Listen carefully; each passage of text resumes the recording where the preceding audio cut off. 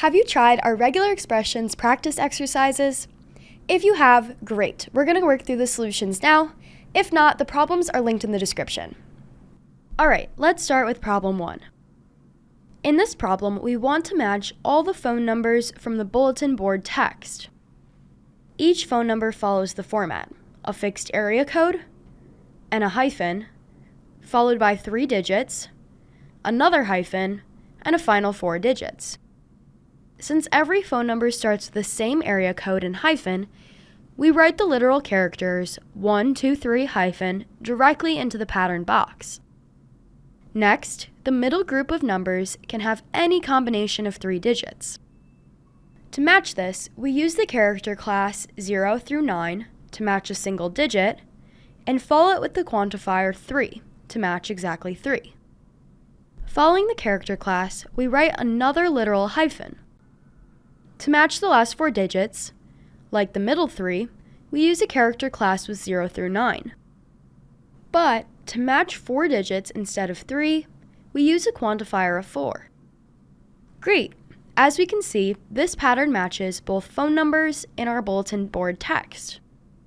Fixed quantifiers like 3 and 4 are ideal when you know the exact length you're looking for. Phone numbers, zip codes, product codes, anything with a predictable structure. Quantifiers will also be quite useful in problem 2.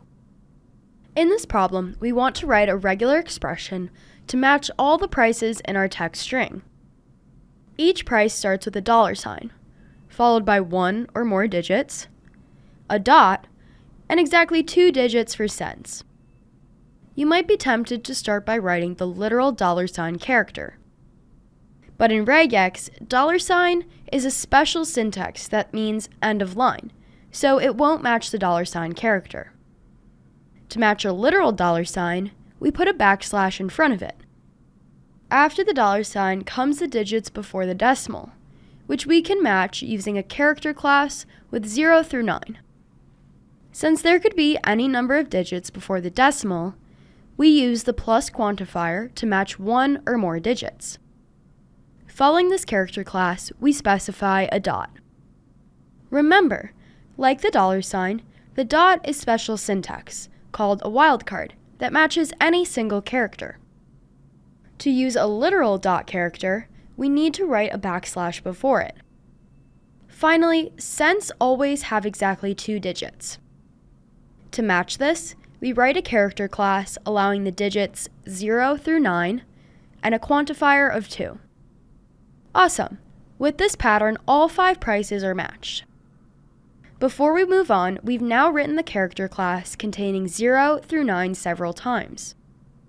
Since this is such a common pattern, Regex syntax actually provides a shorthand for it. Instead of explicitly writing the character class, we write \d, which also means any digit. Awesome! Our pattern is now more concise, and we still get the same matches. We'll use the digit shorthand \d again in problem 3.